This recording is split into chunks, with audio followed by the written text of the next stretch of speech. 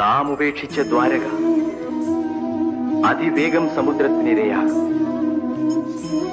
അവിടുള്ള സകലതും നശിക്കും. എന്നാൽ ദ്വാരകയിൽ നാം പൂജിച്ചു വന്ന ദിവ്യ വിഗ്രഹം നശിക്കാനുള്ളതല്ല. അതാ ദ്വാരക മുഴുവൻ സമുദ്രം വിഴുങ്ങിക്കഴിഞ്ഞു. ഇനി ആ ദിവ്യ വിഗ്രഹം വീണ്ടെടുക്കുന്നതെങ്ങനെ? അതാ ആ വിഗ്രഹം. ശരിയാണ്, അതുതന്നെയാണ് ആ വിഗ്രഹം.